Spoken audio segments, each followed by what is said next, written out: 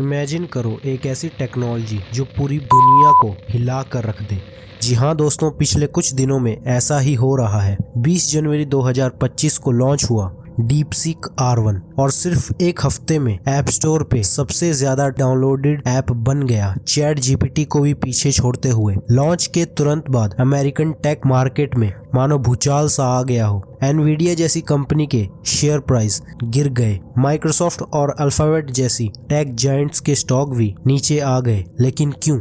एक और गंभीर मुद्दा है सेंसरशिप का। कुछ रिपोर्ट्स के मुताबिक डीपसीक R1 चाइनीज गवर्नमेंट की सेंसरशिप पॉलिसीज को फॉलो करता है, खासकर पॉलिटिकल टॉपिक्स पर। एक चाइनीज स्टार्टअप जो सिर्फ 2 साल पुराना है, उसने कैसे बना लिया इतना एफिशिएंट वर्किंग मॉडल? तो आज हम बात करेंगे इस चाइनीज AI स्टार्टअप डीपसीक की।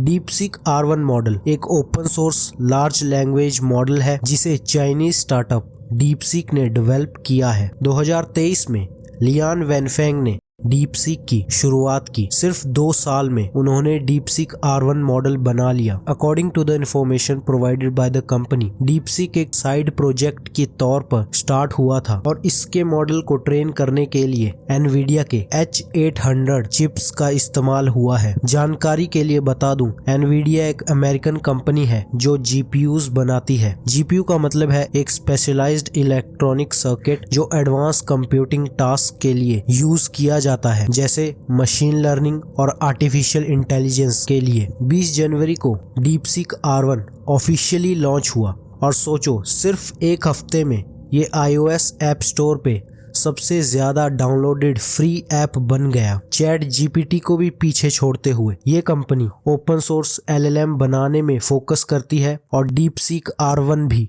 एक ओपन सोर्स LLM है जिसे लो कॉस्ट में डेवलप किया गया है। कंपनी का दावा है कि इस मॉडल को अप्रॉक्स $6 मिलियन की कॉस्ट में ट्रेन किया गया है, जो बाकी AI मॉडल्स की तुलना में काफी कम है। इससे पहले कंपनी ने अपने बहुत सारे AI मॉडल्स रिलीज किए, इंक्लूडिंग डीपसीक कोडर जो स्पेशली डिजाइन किया गया है प्रोग्रामिंग के लिए, डीपसीक मैथ जो फोकस करता है मैथमेटिकल प्रॉब्लम सॉल्विंग और रीजनिंग में, डीपसीक LLM, डीपसीक V2 और DeepSeek V3 model. But DeepSeek R1 एक advance reasoning chain of thought पे काम करता है, जो आंसर देने से पहले सोचता है और एक ही सवाल को मल्टीपल एंगल से देखता है और फिर किसी भी क्वेश्चन का आंसर देता है। अगर हम इसे बाकी AI मॉडल से कंपेयर करें, जैसे OpenAI का चैट जीपीटी और गूगल का जेमिनी जो एक क्लोज्ड सोर्स है, बट डीपसीक ने अपने मॉडल को ओपन सोर्स किया है जिसे कोई भी डाउनलोड कर सकता है और अपने वर्क फ्लो में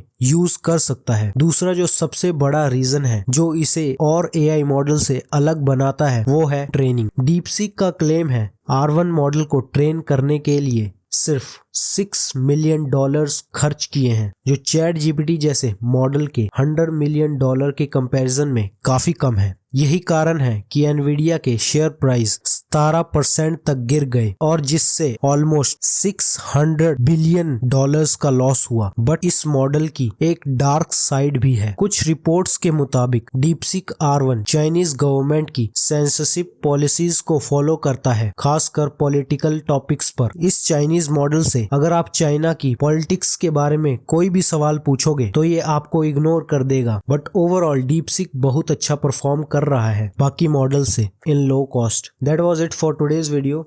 आई hope you enjoyed the video. अगर आपको वीडियो पसंद आया तो लाइक कीजिए और चैनल को सब्सक्राइब कीजिए। मैं मिलता हूँ आपसे अगले वीडियो में, तब तक के लिए टेक केयर, बाय बाय।